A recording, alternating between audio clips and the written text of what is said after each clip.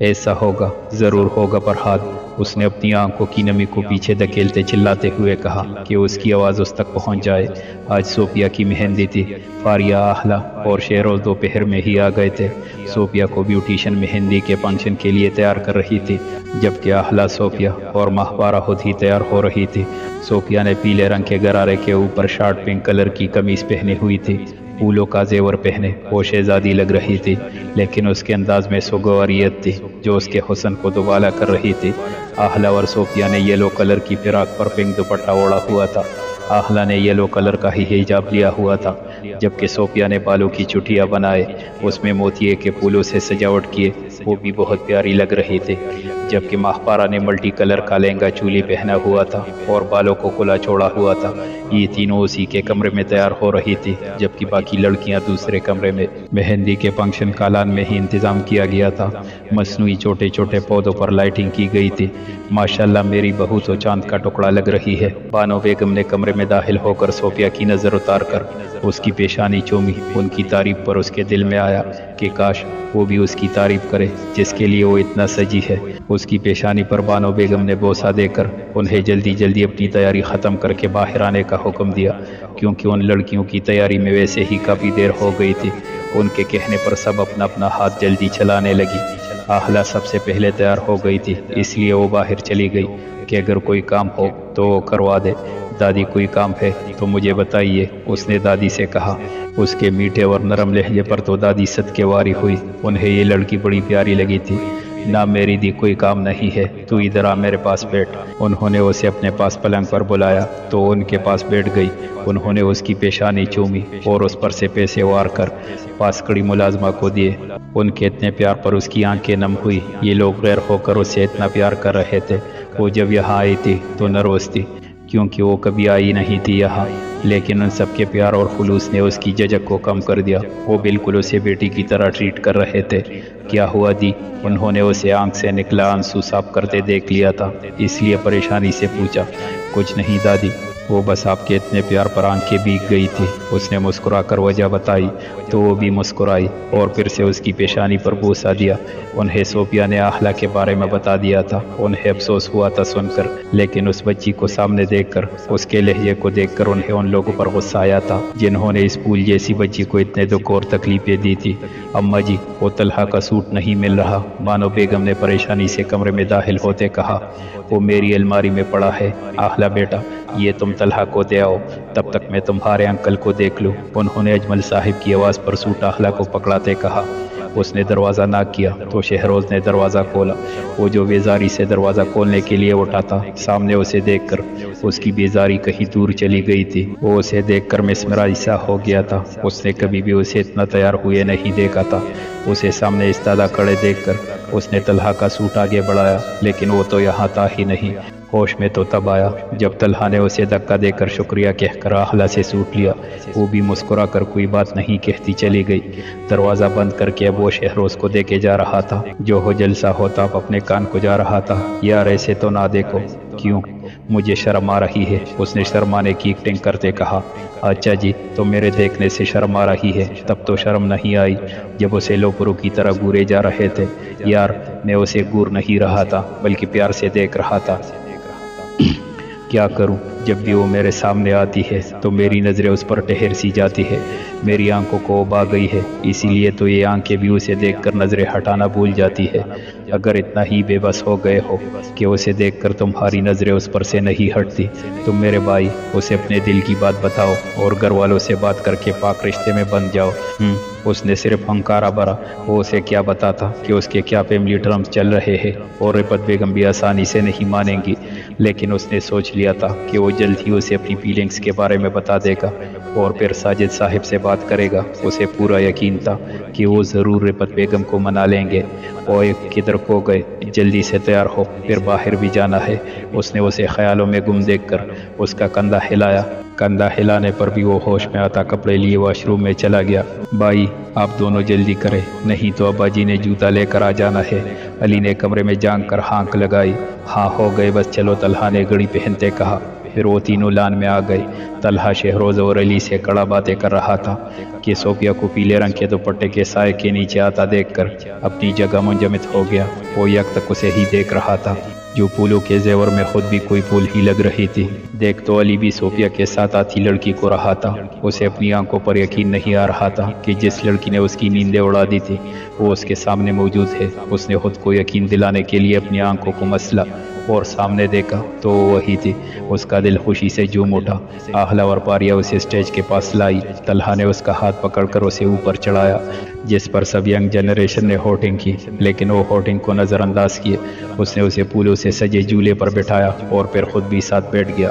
صوفیہ کو اوپر چڑھا کر وہ مڑی تھی کہ یکدم کسی کے سامنے آنے سے وہ اچھلی، لیکن جیسے ہی سر اٹھا کر دیکھا تو وہ چکرا کر رہ گئی، یعنی وہ فسادی اس کا پیچھا کرتے کرتے یہاں تک پہنچ گیا تھا۔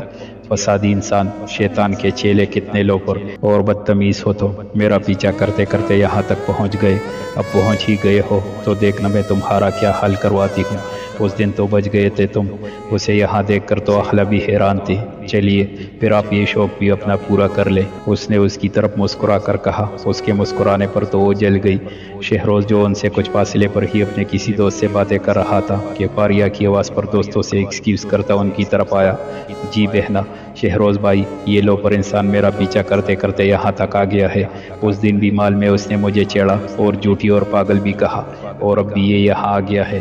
شور بہنا کہ اس نے ہی آپ کو چھیڑا تھا اس دن، کیونکہ یہ تو شریف آدمی ہے۔ کیا مطلب ہے آپ کی اس بات کا کہ مجھے نظر نہیں آتا اور آپ اس کی سائڈ کیوں لے رہے ہیں؟ جیسے یہ آپ کے چاچے کا پتر ہو۔ اس نے کمر پر ہاتھ رکھ کر لڑاکا عورتوں کی طرح کہا۔ بہنا، یہ میرے چاچے کا تو نہیں، لیکن جس کی شادی آپ دونوں کانے آئی ہو اس کے چاچے جا پتر ضرور ہے۔ اس نے ہنستے ہوئے ان کی معلومات میں اضافہ کیا۔ کیا؟ پاریا تو صدمے میں ہی چلی گئی۔ وہ جب سے آئی تھی اس نے اسے نہیں دیکھا تھا، وہ بھی کام کے سلسلے میں سارا دن باہر ہی رہا تھا، اسی لیے اس نے بھی اسے دیکھا نہیں تھا۔ جی، میں آپ کی دوست کا کزن بردر ہوں، اور آپ کو یقیناً کوئی غلط فہمی ہوئی ہوگی۔ میں تو ایک شریف شہری ہوں۔ اگر آپ کو اس بات کی کسی سے تصدیق بھی کروانی ہے تو آپ کروا سکتی ہے، علی نے شریف پن سے کہا۔ جی ہو سکتا ہے، پاریا نے بھی مصنوعی مسکراہٹ سے کہا۔ وہ شہروز کے سامنے برا بن کر اسے اچھا ثابت نہیں کرنا چاہتی تھی، اس لیے اس نے بات کو ختم کرنے کو ہی بہتر جانا، لیکن وہ اس سے بعد میں بدلہ لینے کا ارادہ ضرور رکھتی تھی۔ اس کے مسکرانے پر وہ بھی اسے آنکھ مارتا شہروز کے ساتھ سٹیج پر چلا گیا، جہاں بڑے سب رسم کر رہے تھے۔ اس کے آنکھ مارنے پر وہ جلدی پڑتی اس پر دو لفظ لعنت بھیج کر صوفیہ کے پاس چلی گئی۔ بڑوں کے رسم کرنے کے بعد چھوٹوں نے بھی رسم کی، پھر کھانے کا دور چلا، اور اس طرح رات کے 2 بجے مہندی کا فنکشن ختم ہوا۔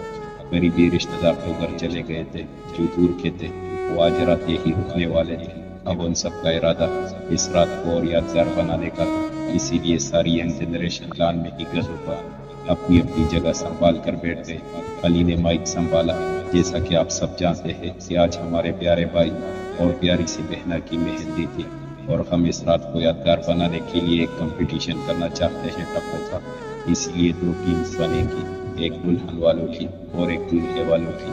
اسی لیے جو دولہے کی سائڈ پر ہے وہ رائٹ سائڈ پر، جبکہ دلہن والے لیفٹ سائڈ پر براجما ہو جائے۔ اس طرح طلحہ کی طرف علی، شہروز، سعد، رضا، فرمان، حماد تھے، جبکہ صوفیہ کی طرف سعد کی بیوی آزا، ماہپارہ، آہلا، پاریا، حیدر اور مہوش تھے۔ چلے جی شروع کریں۔ پاریا کے ٹپے پر علی نے آنکھیں گھمائی۔ دلہے میاں، آپ بھی ہماری پیاری سی دلہن کے لیے کچھ بول دیں۔ پاریا کی فرمائش پر سب نے ہی زور و شور سے سر ہلایا۔ مجھے شاعری نہیں آتی، اس نے بہانہ بنایا۔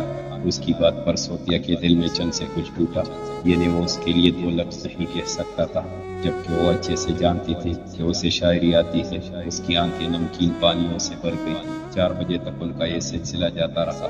پھر اذان کی آواز پر لڑکیوں کو ونر کا خطاب دیتے سب اپنے اپنے کمروں میں چل دیے۔ آج اس کی بارات تھی۔ وہ بھی دلی سے بیوٹیشن کو خود کو تیار کرتے دیکھ رہی تھی۔ اسے جو خوشی نکاح کے بعد فیل ہوئی تھی، آج اس کے دل میں کوئی خوشی نہیں تھی۔ طلحہ کی کل والی بات نے اس کی ہمت کو توڑ دیا تھا۔ ماشاءاللہ لوکنگ بیوٹیفل میم۔ بیوٹیشن نے اس کے سجے سورے روپ کو دیکھ کر تعریف کی۔ اس نے خود کو آئینے میں دیکھا۔ بلڈ ریڈ کلر کے لہنگے میں بالوں کا اونچا جوڑا بنائے، ہیوی میک اپ کیے وہ بہت دلکش لگ رہی تھی۔ اوپر سے اس کا سوگوار روپ اس کی دلکشی میں اضافہ کر رہا تھا۔ کیا فائدہ اسے روپ کا جب وہ ہی مجھ سے پیار نہیں کرتے؟ اس نے تلخی سے سوچا۔ ماشاءاللہ بہت پیاری لگ رہی ہو۔ اللہ نظر بد سے بچائے۔ آخلا نے اس کے حسین مخرے کو دیکھ کر کہا تو وہ تلخ سوچ سے نکل کر مسکرائی، واقعی بہت پیاری لگ رہی تھی، اب چلو وہ پسادی باہر لینے آ گیا ہے۔ فاریہ نے اس کی تعریف کے ساتھ پسادی کی آمد کا بھی بتایا۔ کون پسادی؟ اس نے حیرت سے پوچھا۔ وہ تمہارا کزن بردر علی میسا پسادی، اس نے ناک منہ چڑھا کر بتایا۔ بہت اچھے ہے فاری، ایسے تو مت بول، اس نے علی کی سائڈ لی۔ ہاں پتہ ہے مجھے کتنا اچھا ہے، اس لیے اب چلو۔ وہ لوگ گیٹ پر پہنچے، وہ باہر ان کا ہی انتظار کر رہا تھا۔ اس کو پیچھے بٹھا کر اس نے اس کا لہنگا اندر کیا۔ آخلا پیچھے صوفیہ کے ساتھ بیٹھ گئی، جبکہ وہ مبصورتی ناچار اس کے ساتھ آگے بیٹھ گئی۔ وہ بھی خاموشی سے ڈرائیو کرنے لگا۔ حال کے باہر گاڑی رکی تو آخلا نے صوفیہ کو مدد دے کر باہر نکالا اور لال چنری کا گولک اس کے آگے کر دیا۔ وہ بھی باہر نکلنے لگی تھی کہ اس نے اس کا ہاتھ پکڑ کر روکا۔ پہلے تو اس کے ہاتھ پکڑنے پر حیران ہوئی، پھر غصے سے اپنا ہاتھ چھڑوایا۔ سوری، وہ مجھے تمہیں یہ بتانا تھا کہ تم آج دنیا کی سب سے بدصورت لڑکی لگ رہی ہو۔ اس نے سوری کر کے سنجیدگی سے کہا۔ وہ جو اس کے سوری کرنے پر خوش ہو رہی تھی، اس کی اگلی بات پر اس نے غصے سے اسے دیکھا اور مکہ بنا کر اس کے پیٹ میں مارا۔ ظالم، مار دیا! اس نے پیٹ پر ہاتھ رکھ کر دہائی دی۔ بھلا اس نازک سی لڑکی کے ہاتھ کے موقع سے اس جیسے ہٹے کٹے انسان کو کیا ہو سکتا تھا؟ شکر کرو کبھی مارا نہیں، اس لیے آئندہ احتیاط کرنا، اور ضروری نہیں کہ ہر دفعہ تم بچ جاؤ۔ اور اگر میں دنیا کی سب سے بدصورت لڑکی ہوں تو تم بھی کوئی حور پری نہیں ہو، بلکہ ایک مجھے انسان ہو۔ اسے انگلی دکھا کر وہ آن کرتی، اسے یہ بھی بتا گئی تھی کہ وہ پوجا ہے۔ کوجی کا کوجا۔ اس کے جانے کے بعد وہ خود سے بڑبڑایا اور ہنس دیا۔ نکاح چونکہ ان کا پہلے ہی ہو چکا تھا، اس لیے اسے سیدھا سٹیج پر اس کے ساتھ ہی بٹھا دیا گیا تھا۔ آج فاریہ نے بھی اس کی طرف دیکھنے کی غلطی نہیں کی تھی، اور یہ بات طلحہ نے بھی نوٹ کی تھی، لیکن اسے کہا کچھ نہیں تھا۔ وہ آج رات اس کی ساری غلط فہمیاں اور شکوے دور کرنے کا ارادہ رکھتا تھا۔ کل رات ساجد صاحب کی طرف سے کوئی نہیں آیا تھا، لیکن آج ساجد صاحب اور مروہ آئے تھے۔ مروہ آنا تو نہیں چاہتے تھے، لیکن آخلا اور شہروز کی ایک ساتھ ایک ہی فنکشن پر ہونے کی وجہ سے وہ بھی مجبورن آ گئی تھی۔ ادھر آؤ، میں تمہیں آخلا لوگوں کے پاس چھوڑا ہوں، شہروز نے مروہ سے کہا۔ اصل میں تو اسے آخلا کو دیکھنا تھا، کیونکہ اس نے ابھی تک اسے نہیں دیکھا تھا۔ وہ بھی ناچار اس کے ساتھ چل دی، کیونکہ اب وہ آت ہو گئی تھی اور ساجد صاحب اپنی عمر کے لوگوں کے ساتھ بیٹھے تھے، اس لیے اس نے کور ہونے کی بجائے اس کے ساتھ جانا ہی مناسب سمجھا۔ آخلا نے آج ریڈ فراق اور ریڈ حجاب لیا ہوا تھا، اس رنگ میں وہ ایک گلاب کی لگ رہی تھی۔ آخلا مروہ کو بھی کمپنی دینا۔ اس نے اس کے پاس آ کر بڑی مشکل سے اپنی نظروں کے زاویے کو بدلتے کہا تھا، ورنہ وہ اس رنگ میں اتنی پیاری لگ رہی تھی کہ اسے مشکل لگ رہا تھا نظریں ہٹانا۔ جی ضرور، اس نے پرانی بات کو بلا کر خوشدلی سے کہا، جبکہ فاریہ نے کوئی بھی تاثر نہیں دیا۔ شہروز کو آخلا اور فاریہ کے ساتھ کھڑے دیکھ کر وہ بھی ان کی طرف چلا آیا۔ وہ از دس بیوٹیفل لیڈی؟ اس نے مروہ کی طرف دیکھ کر پوچھا۔ میری اور آخلا کی کزن ہے، nice to meet you. Same here. Sajid Sahib کے بلانے پر شہروز وہاں سے چلا گیا تھا۔ اپنی اس دن کی بے عزتی کا بدلہ تو لینا تھا، اس لیے اس کے رنگ کو نشانہ بنایا۔ تمہیں نہیں لگتا آخلا کہ تمہیں لائٹ کلرز پہننے چاہیے؟ آئی مین یہ ریڈ کلر وائٹ بیس پر زیادہ اچھا لگتا ہے، جبکہ تمہارا کلر تو سانولا ہے۔ علی کے سامنے اپنے رنگ کو نشانہ بنتے دیکھ کر وہ شرمندگی سے سر جھکا گئی۔ شہروز جو مروہ کو ساجد صاحب کا پیغام دینے آیا تھا کہ وہ اس کی بات سن چکا تھا۔ رنگ سے فرق نہیں پڑتا مروہ، دیکھنے والی کی نظر کا سارا کمال ہوتا۔ ہو سکتا ہے تمہیں یہ کلر اس پر جچا نہ ہو، لیکن کسی کو اس کا یہ روپ بہت پیارا لگا ہو، اور پھر یہ کہاں لکھا ہے کہ لائٹ کلر ساول ہے جبکہ برائٹ کلرز وائٹ لوگ پہنے۔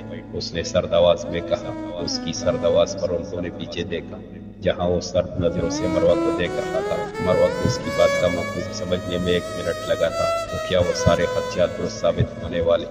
کیا شہروز اس سے چھیننے والا تھا؟ میں تو وہ خود کہنے لگی تھی کہ اس نے اسے بیچ میں ہی ٹوک کر اسے ساجد صاحب کا پیغام دیا۔ جاؤ، بابا ویٹ کر رہے ہیں تمہارا، ماما کا بھی لو ہو گیا ہے، اس لیے وہ گھر جا رہے ہیں۔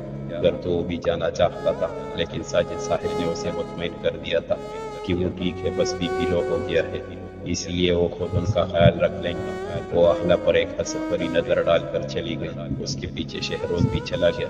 صرف نام اور صورت کی ہی پیاری تھی، زبان کی تو پوری کالی تھی۔